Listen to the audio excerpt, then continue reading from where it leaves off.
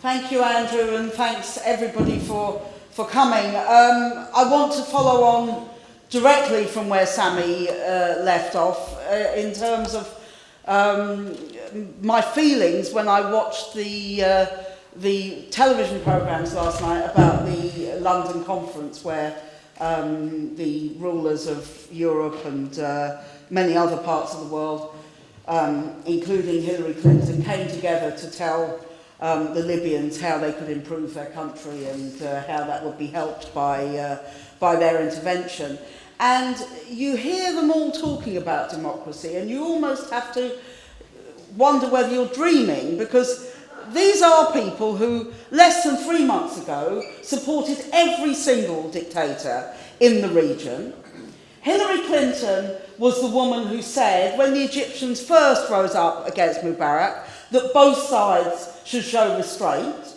She said exactly the same thing about Bahrain last week, that both sides have to show restraint, as if there's somehow a sort of equivalence between tanks and guns and repressive dictatorship and people demonstrating without any weapons on the streets of their capital city and occupying their squares and all the other things that people have done so heroically in the region. We also should remember that the 3 countries which have sold most arms to Libya in recent years have been Italy, France, and the United Kingdom. In other words, the people who are now most keen about prosecuting the war.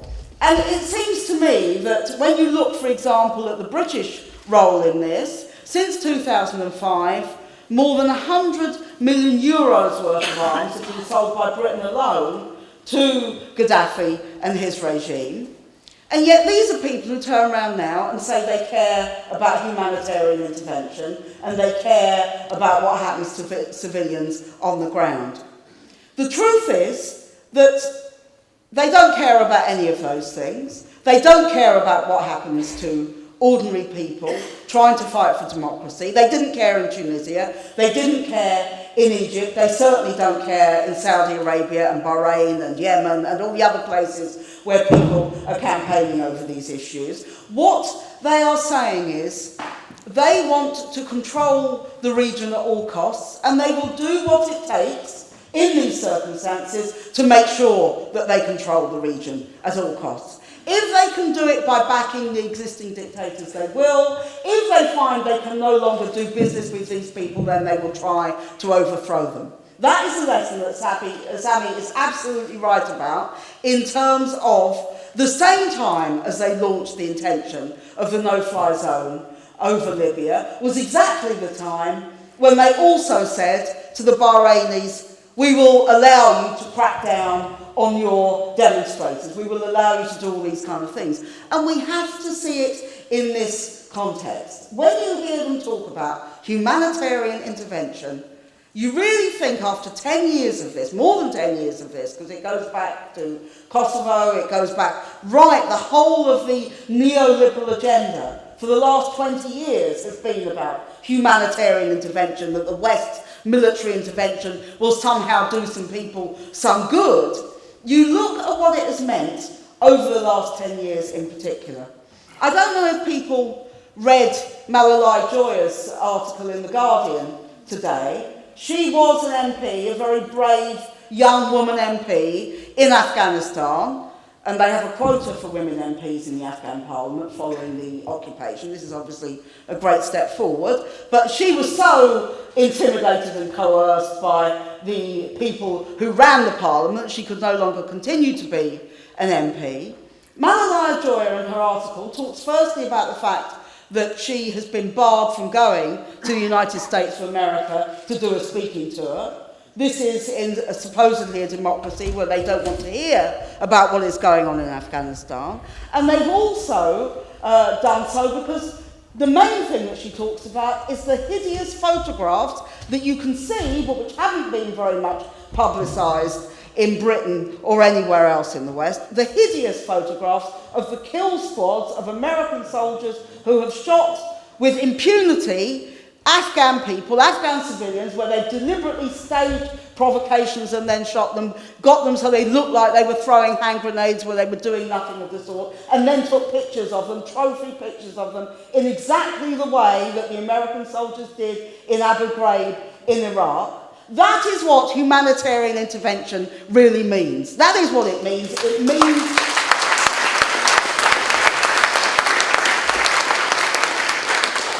It means the repression of a whole people.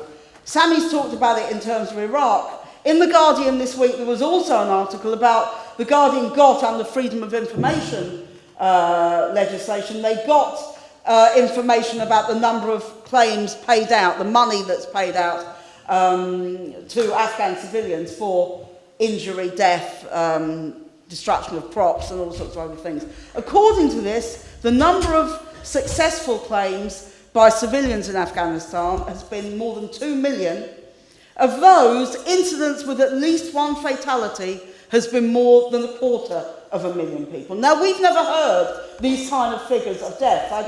You almost wonder whether they are accurate. I'm sure they are accurate, but they have never been published by anybody before. And the only way we can get them is by looking at the amount of compensation that is being paid. The compensation is incidentally absolutely pathetic, and nothing can compensate for the terrible things that have happened. But this tells you the level of deaths that must have gone on in Afghanistan, running to hundreds of thousands, not the tens of thousands that we were already told. The numbers of deaths in Iraq have run into more than 1 million, not the small figures that the government always tells us. So therefore, when we hear about humanitarian intervention, we have heard this before, and we should know, after all these years, exactly what this means in terms of the death and destruction that is going to happen. And when you hear as well about double standards, you know, when you mention the fact that there might be a different way of approaching these things, that maybe the standards applied to Libya are not the same as the standards which apply to Saudi or Bahrain or any of these other countries, politicians and a lot of people in the media say, well, just because we can't intervene everywhere doesn't mean we shouldn't intervene anywhere, which they obviously think is a fantastically clever argument.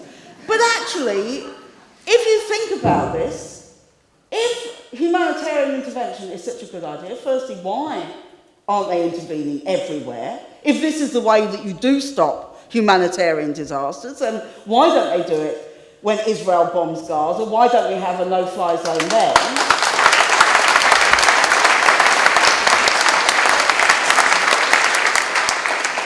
But also, we have to recognise that these double standards aren't accidental. It's not that they suddenly woke up one day and realised that women are oppressed in Afghanistan, but haven't noticed that they're oppressed in Saudi Arabia, for example. That's not what's happening. What's happening is there is a political agenda behind these double standards, which means they will turn a blind eye to repression, to brutality, to all the things that go on in some countries, but they will not do in others where it suits their political convenience. That is the truth of the matter. It's been the truth with Saddam Hussein, it's the truth now with Gaddafi, it has been the truth all the way when they talk about these things.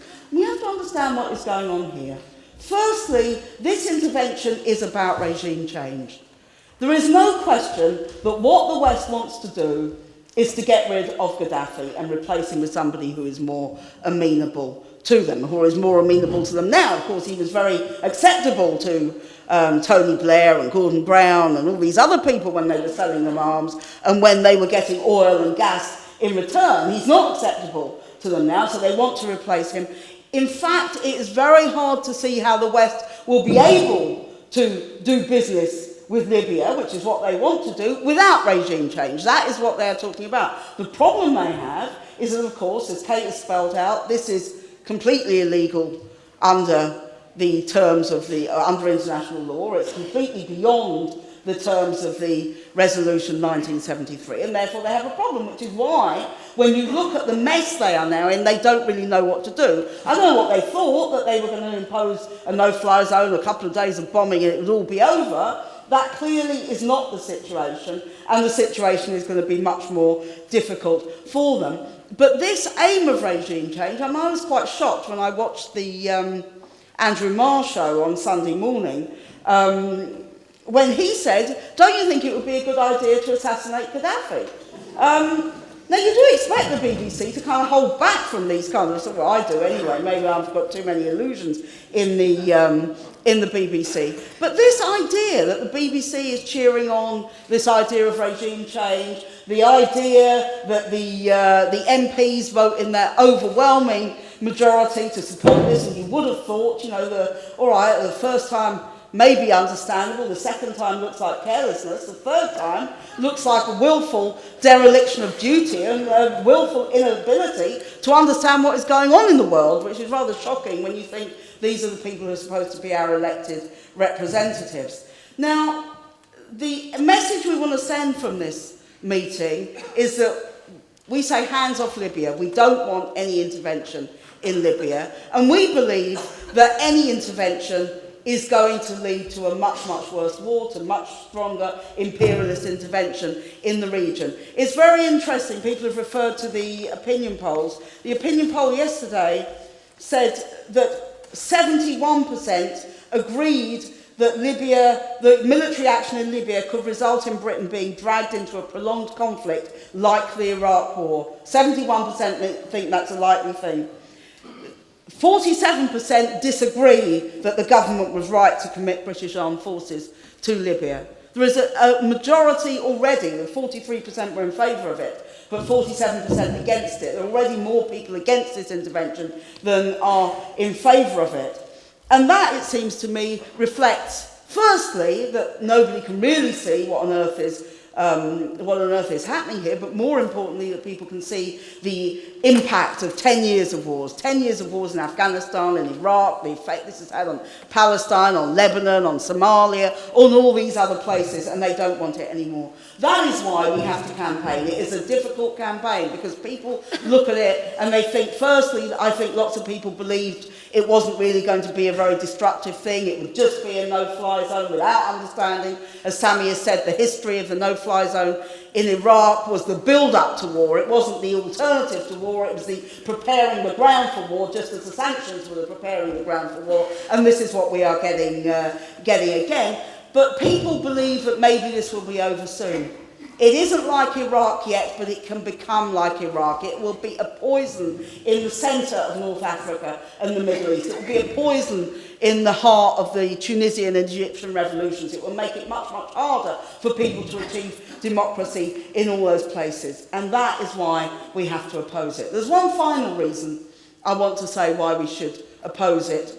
It's not the main reason, because I believe this war is wrong anyway, and therefore the cost of it is a secondary question. If I believed it was right, the cost might not be important, but I believe that this war is wrong even if it cost nothing. But as a matter of fact, it costs billions and billions of pounds to wage these wars. We calculated the other day, we were on the demonstration on Saturday, the STWC demonstration against the cuts.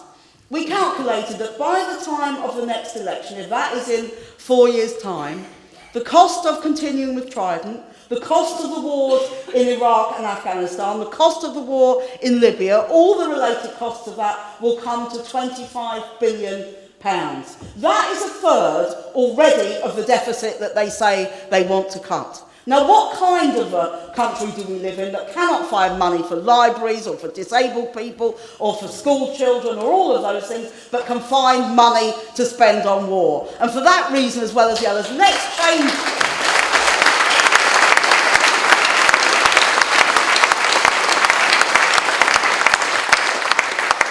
Let's campaign against this war as part and parcel of campaigning for a better, for a more equal and fairer society, and say this rotten government which claims that it is acting in the interest of people in Libya, isn't acting in their interest, it's not acting in our interest either. Thank you.